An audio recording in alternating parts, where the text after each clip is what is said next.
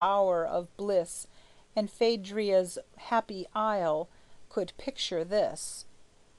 That sweet-souled Puritan discerned too well The serpent's coil behind the witch's spell; And he who saw, when the dark veil was torn, The rose of Paradise without the thorn, Sublimest prophet, whose immortal verse Lent mightier thunders to the primal curse, Even he too sternly in the soul's defense Repressed the still importunate cries of sense. Bid me not, therefore, task my feebler pen With dreams beyond the limits of their ken. The phantom conjurings of the magic hour That Gawayne passed in that enchanted bower Must be from mortal eyes forever hid. But yet some part of what he felt and did These lines must needs disclose, as he stood there, breathing soft odors from the mellow air. All hopes, all aims of noble knighthood seemed Like the dim yesterdays of one who dreamed In starless caves of memory sunken deep, And like lost music, folded in strange sleep. How long, O mortal man, wilt thou give heed To the world's phantom voices? The hours speed, And fame and fortune yield to moth and rust, And good and evil crumble into dust. Even now the sands are running in the glass. Set not your heart upon vain things that pass. Ambitions, honors, toils, are but the snare Where lurks for aye the blind old world's despair. Nay, quiet the bootless striving in your breast, And let your tired heart here at last find rest.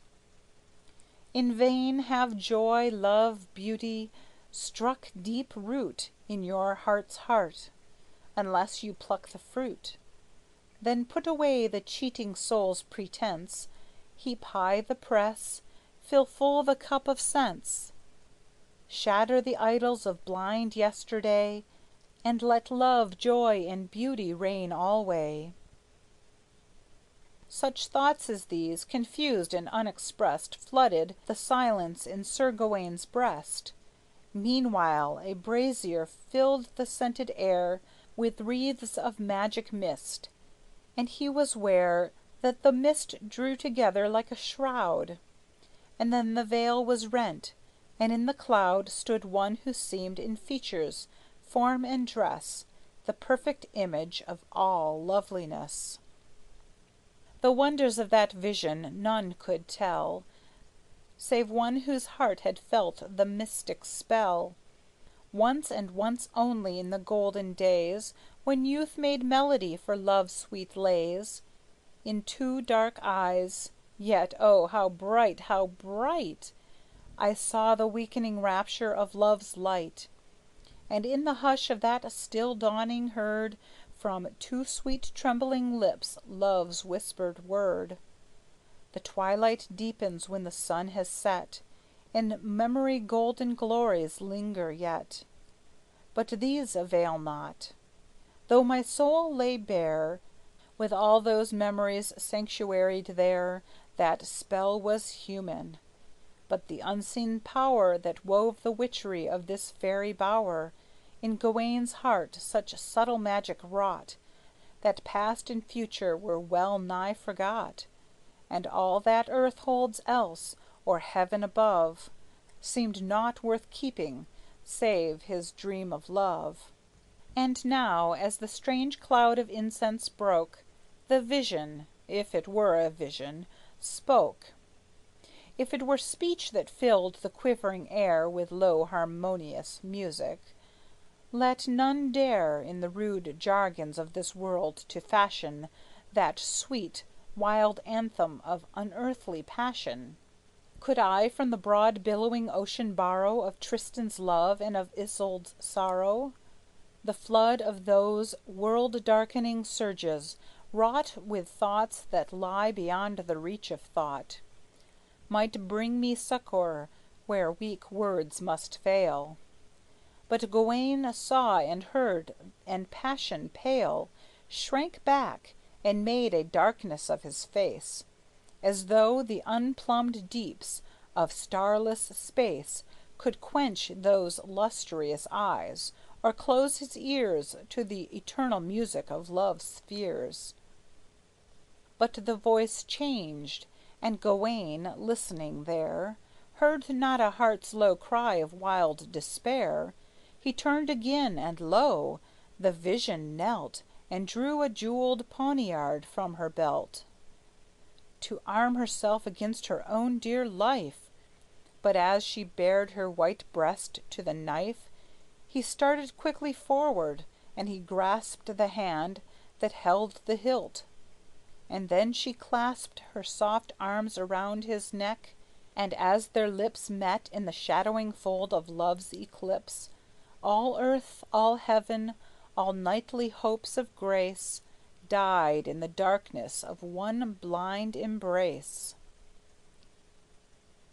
Died? Nay, for Gawayne, ere the moment passed, Broke from the arms that strove to bind him fast, And turned away once more; and as he pressed A trembling hand against his throbbing breast, His aimless fingers touched a treasured part Of the green holly branch of Elfinhart, Laid in his breast when he put off his arms. What perils now are left in fairy charms? For poets' fables, when they call love blind, Love's habitation is the purer mind, Whence with his keen eyes he may penetrate All mists and fogs that baser spells create. Love? What is love? Not the wild feverish thrill, When heart to heart the thronging pulses fill, And lips that close in parching kisses find No speech but those. The best remains behind. The tranquil spirit, the divine assurance That this life's seemings have a high endurance, Thoughts that allay this restless striving, calm The passionate heart, and fill old wounds with balm. These are the choirs invisible that move In white processionals up the aisles of love.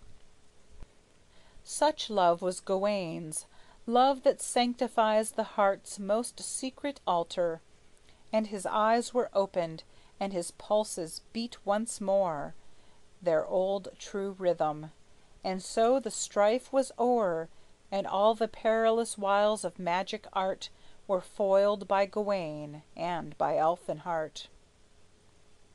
But time flies, and 'twere tedious to delay My song for all the trials of that day. Light summer breezes, scurrying o'er the deep, Ripple and foam and flash, then sink to sleep; But underneath, serene and changing never, The mighty heart of ocean beats forever, And his deep streams renew from pole to pole The living world's indomitable soul. Enough, then, of the spells that vexed the brain Of Gawayne; love and knighthood made all vain. And in the afternoon, when Gawayne learned That his host, the baron, had returned, He met him in the hall at candlelight, According to his promise of last light. And then the baron motioned to a page, And straightway 6 tall men of lusty age And mighty sinews entered the great door, Bearing the carcass of a huge wild boar, In all its uncouth ugliness complete, And dropped it quivering at our hero's feet. "What do you say to that, Sir Gawayne?" cried the baron, Swelling with true sportsman's pride. "But come, your promise now of yester eve, 'Tis blesseder to give than to receive; Though I'll be sworn you'll find it hard to pay Full value for the winnings of this day." "Not so," said Gawayne, "you will rest my debtor; Your gift is good, but mine will be far better." And then he strode with solemn steps along The echoing hall, and through the listening throng, And with the words, "My noble lord!